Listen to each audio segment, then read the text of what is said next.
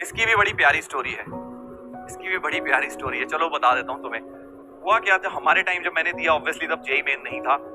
IIT के लिए basically AIEEE से क्या होता था, बाकी सारे कॉलेजेस में एडमिशन होता था। आईआईटी का अलग होता था एग्जाम।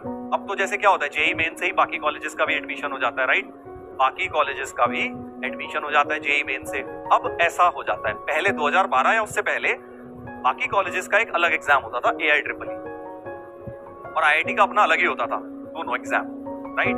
तो अगर आपने सिंपल भाषा में, हमें बहुत सारे एग्जाम देने पड़ते थे। अब तुम्हें तो क्या एक ही देना पड़ता है जेईई मेन, उसी से मोटा मोटा मोस्ट 90% कॉलेजेस अपने कवर हो जाते हैं। उसमें अच्छा खासा स्कोर आ गया तो तुम्हारे को टेंशन नहीं लेनी कि यार उसका क्या एग्जाम है, उसका क्या है। हमारे टाइम पे क्या होता था कि आपको 5-6 अलग अलग एग्जाम फॉर्म भरने पड़ते थे, फिर उनको एग्जाम भी 5-6 अलग अलग देने पड़ते थे, हर एक कॉलेज का अलग एग्जाम होता था, राइट? तो थोड़ा सा पेन ज्यादा था। बेसिकली सिंपल भाषा में समझ लो कि आईआईटी का एग्जाम, अगर तुमने आईआईटी का फॉर्म भरा तो तुम्हें आईआईटी में के अलावा कहीं और एडमिशन नहीं मिलेगा उससे। मतलब अगर एडवांस क्लियर नहीं हुआ तो फेल, बेकार है एग्जाम तुम्हारा। सब लोग क्या करते थे, सब लोग भाई ये करते थे कि सेफ रहने के लिए, अब सब लोग तो सेफ खेलते हैं ना भाई, सभी लोग ऐसे ही करते हैं कि भाई आप सारे के सारे फॉर्म भर देते हो कि यार आईआईटी नहीं मिला तो क्या होगा, इतनी ज्यादा थोड़ी ना हम कॉन्फिडेंस में रहेंगे कि यार आईआईटी ही मिल जाएगा हमें, तो एक ही फॉर्म भर दिया। तो ये नहीं करते थे, सब लोग सारे फॉर्म भर देते थे, राइट? तो मैंने क्या किया, मैं तुम्हें बताता हूँ मैंने क्या किया। मतलब इट वॉज नॉट एडवाइजेबल उस टाइम पे, क्योंकि 99.99% बच्चे यही करते थे कि सारे फॉर्म्स फिल करते थे। बट मैंने क्या किया, मैंने अपने घर में बताया ही नहीं। मैंने बोल दिया कि हाँ मैंने सारे फॉर्म फिल कर दिए, और मैंने सिर्फ आईआईटी का फॉर्म फिल किया 2005 में। हाँ समझ रहे हो तुम ऐसा क्यों किया मैंने? ऐसा क्यों किया, चलो बताओ ऐसा क्यों किया सर? आप ओवर कॉन्फिडेंस, सर आपको लग रहा था आपका तो आईआईटी हो ही जाएगा। नहीं, ओवर कॉन्फिडेंस नहीं था। रीजन क्या था बताता हूँ। मुझे ऐसा लग रहा था, मेरे मन में हमेशा से इच्छा थी कि यार पढ़ेंगे तो आईआईटी में पढ़ेंगे, वरना इंजीनियरिंग नहीं करेंगे। तो मतलब ये था कि यार अगर आईआईटी का फॉर्म ही भरा तो अगर बाकी भी भरे तो बाकी में ठीक ठाक मिल ही जाएगा कुछ ना कुछ, घर वाले प्रेशर डाल के कहीं ना कहीं एडमिशन दिलवा ही देंगे। बट अगर फॉर्म ही नहीं भरूंगा तो क्या है, कोई और ऑप्शन बचेगा ही नहीं, रिपीट ही करना पड़ेगा, है ना? रिपीट ही करना पड़ेगा। तो मैंने क्या सोचा कि यार फॉर्म ही नहीं भरते, इससे बढ़िया बाद में डांट पड़ेगी देखी जाएगी, बट अल्टीमेटली रो धो के क्या होगा, ड्रॉप करना अलाउ कर देंगे, क्योंकि और कोई ऑप्शन ही नहीं है, और कोई ऑप्शन ही नहीं है। हाँ कॉन्फिडेंस नहीं था, कॉन्फिडेंस ये नहीं था कि हो ही जाएगा, ऐसा नहीं था।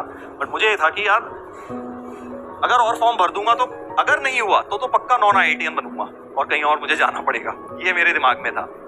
ठीक है, तो मैंने क्या किया, मैंने फॉर्म ही बेटा सिर्फ आईआईटी का भरा, और जब रिजल्ट आया तो तुम्हें पता ही है फर्स्ट टाइम पे तो मेरा बहुत खराब रिजल्ट आया। मतलब आईआईटी एडवांस क्लियर हो गया था, बट उससे आईआईटीज नहीं मिल पा रही थी, सीट्स लिमिट। पहले क्या होता था, रैंक ज्यादा देते थे, सीट कम होती थी आईआईटी में, ताकि थोड़ा मतलब समझ रहे हो ना, वेटिंग लिस्ट वाले। तो वेटिंग लिस्ट टाइप का था मेरा रैंक जेईई एडवांस में, कि मुझे आईआईटी नहीं मिल रहा था, नॉन 1-2 कॉलेज और मिल रहे थे। तो हुआ क्या, फिर ड्रॉप करना पड़ा, कोई और ऑप्शन ही नहीं था।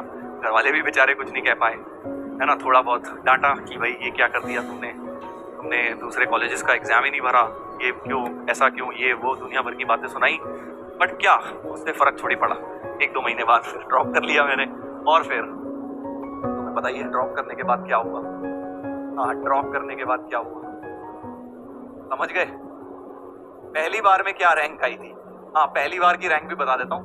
दूसरी बार की रैंक तो मैंने तुम्हें पता ही है। पहली बार में रैंक आई थी 446 समथिंग थी यार, 446, मतलब उसके आगे 0 भी था, 446 नहीं थी। कहीं तुम ये समझो, सर 446 में ड्रॉप कर दिया, 4460 या 4461 ऐसे कुछ था, 4000 समथिंग। तुम कहोगे सर 4000 में ड्रॉप, एक्चुअली उस टाइम सीट्स बहुत कम होती थी बेटा।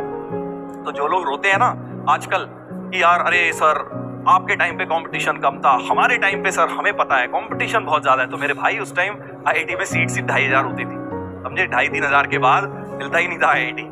तो मेरी 4000 समथिंग, 4400 समथिंग रैंक थी, तो आईआईटी नहीं मिल रहा था। हाँ समझे? काफी बच्चों को मैंने देखा है, कल मैं जो ज्ञान दे रहा था उसमें लिख रहे थे कि अरे सर आपको नहीं पता सर अब कितना कंपटीशन बढ़ गया है, इसीलिए हम स्ट्रेस्ड रहते हैं। वो तो रोने की बात है बेटा।